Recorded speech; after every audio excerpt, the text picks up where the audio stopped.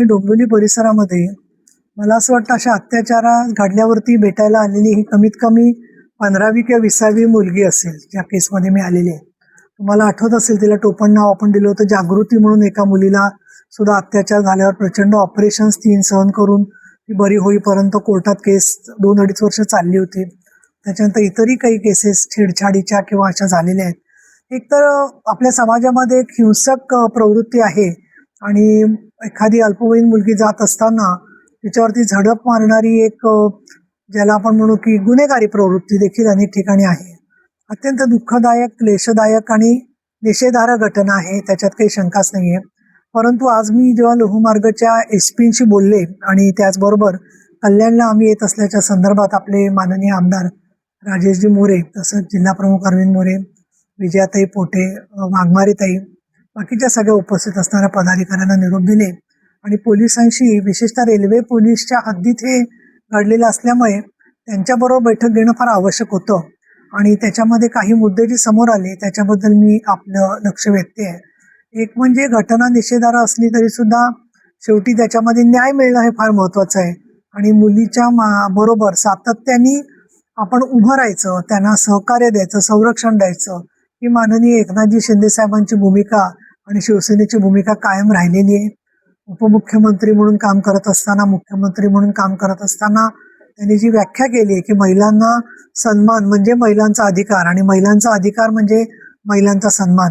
तर या मुलीच्या नातेवाईकांशी मी बोलले, पोलिसांशी डिटेल बोलले आणि आपल्या माहितीनुसार 300 हा गुन्हा नंबर जो आहे त्याच्यामध्ये 595/2026 कलम 304(2), 351, 64(1), 65(1), 137(2) आणि भारतीय न्याय संहितासह बालकांचे लैंगिक अपराधापासून संरक्षण अधिनियम 2012 नुसार कलम 346 यानुसार या मुलीच्या वरती आरोपी अटक झालेला आहे. ज्यांनी केलं त्याचं, त्यांनी मोबाईल फोन हिसकावून घेऊन जी तिला दमदाटी केली, दहशत निर्माण केली, त्याच्यामुळे तो अत्याचार करत असताना त्यांनी त्या मुलीला बळाचा वापर केलेला आहे. त्याचबरोबर यामध्ये पोलिसांनी गुन्हे ताबडतोब संबंधित आरोपीच्याबद्दल लवकर आम्ही कोर्टात केस घेऊ असं सुद्धा सांगितलेलं आहे. आपण पाहिलं की नसरापूरच्या केसमध्ये 15 दिवसाच्या आत चार्जशीट दाखल पुणे पोलिसांनी केलेलं आहे. त्याच प्रकारे रेल्वे पोलीस सुद्धा इथे लवकरात लवकर चार्जशीट दाखल करण्याच्या दृष्टिकोनातून वैद्यकीय तपासण्या सुद्धा पुढे गेलेले आहेत. DNA टेस्ट, बाकीच्या ब्लड टेस्ट वगैरे याची सुद्धा सॅम्पल्स घेण्यात आलेली आहेत आणि आता त्या मुलीला मानसिक आणखीन वेगवेगळ्या प्रकारे दिलासा देण्याची खूप आवश्यकता आहे. तर इथे मी सांगू इच्छिते, मुलीचं शिक्षण पूर्ण होण्याच्या दृष्टीने शिवसेनेचे आमच्या स्थानिक सगळे पदाधिकारी राजेश मोरे, अरविंद मोरे आणि शिवसेनेने जबाबदारी स्वीकारलेली आहे. त्याचबरोबर कोर्टामध्ये चांगला त्यांना सरकारी वकील मिळावेत या दृष्टिकोनातून सुद्धा आम्ही संबंधित जे आहेत SP त्यांच्याशी सूचना दिलेल्या आहेत. त्यांना काही काळ जायला लागेल, पण यासोबत एक काही माझ्या सूचना होत्या रेल्वेला, ज्या मी 2015-16 पासून म्हणजे सेनगावकर होते, रवींद्र शिसवे होते तेव्हापासून त्याचा फॉलोअप करते आणि तो म्हणजे कल्याणच्या रेल्वे स्टेशन जवळ काही पडीक इमारती आहेत बाजूला साईडला आणि तिथे पूर्वी सुद्धा एका रिक्षावाल्यानी मुलीचा विनयभंग केल्याची घटना झाली होती.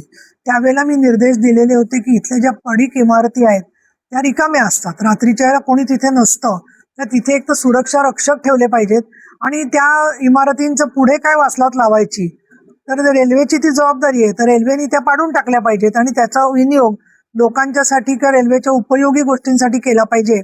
तर आज मला त्यांनी माहिती दिली की 2021 मध्ये मी जे निर्देश दिले होते त्यानुसार काही ठिकाणी त्यांनी भिंत वगैरे करून सुरक्षेची व्यवस्था केलेली आहे.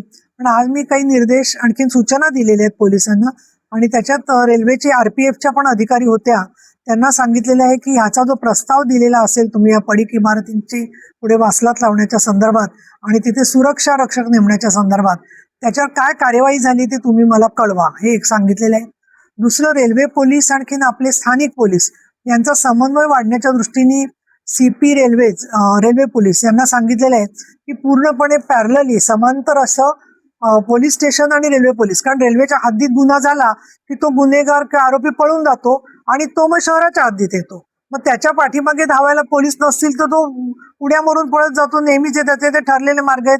ठराविक सिग्नल पाशी गाडी स्लो होते, तिथे गाडीत महिलांच्या काही वेळेला गुन्हेगार उड्या मारतात, त्यांना त्रास देतात. तर या सगळ्या पार्श्वभूमीवरती यार्डांमध्ये सुद्धा सर्च लाईट आणखीन सीसीटीव्ही फार आवश्यक आहे.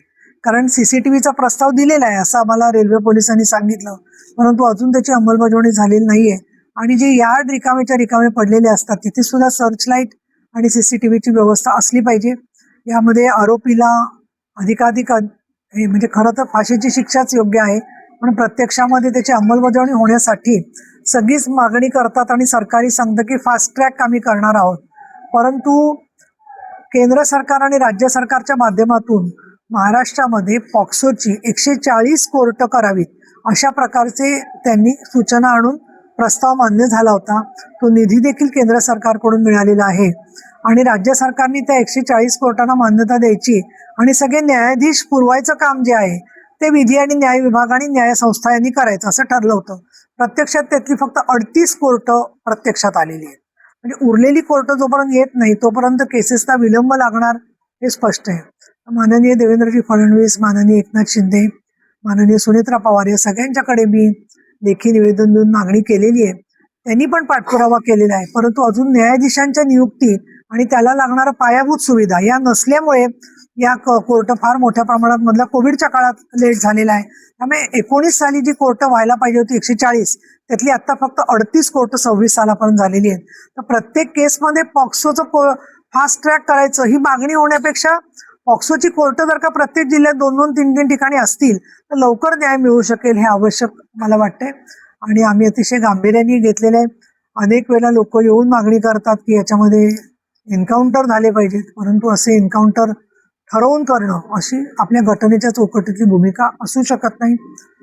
बदलापूरला एन्काउंटर झाला तर अनेक पोलीस त्याच्यात निलंबित झालेले आहेत आणि कोर्टाचंही या बाबतीमध्ये कुठेही असं, पण लोकांची भावना जी आहे की लवकर शिक्षा व्हावी ती योग्य आहे.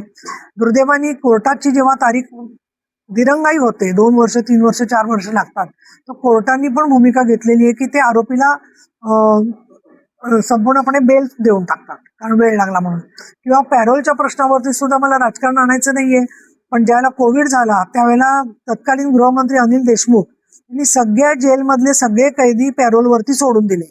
आणि जेव्हा कोविड संपला तेव्हा आम्ही विचारलं की आता हे पॅरोलवरचे सुटलेले कैदी किती आलेत आतमध्ये आणि किती बाहेर राहिलेत, तर ते बरेच हद्द सोडून दुसरीकडे निघून गेलेले होते.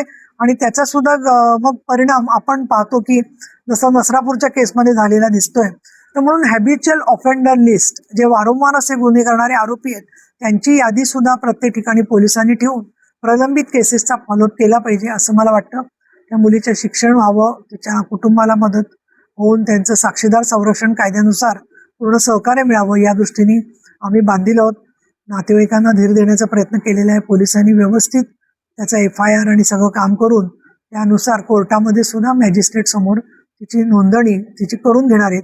आणि चाइल्ड वेलफेअर कमिटी जी आहे ती त्यांचा SIR म्हणजे सोशल इन्व्हेस्टिगेशन रिपोर्ट आणि या संदर्भात रिहॅबिलिटेशन अशा अल्पवयीन मुलींचं कसं करायचं याबद्दल सुद्धा पोलिसांनी एक त्याचा अहवाल तयार करावा असं आम्ही त्यांना सुचवले. त्याची देखील प्रत आम्हाला देणार आहे.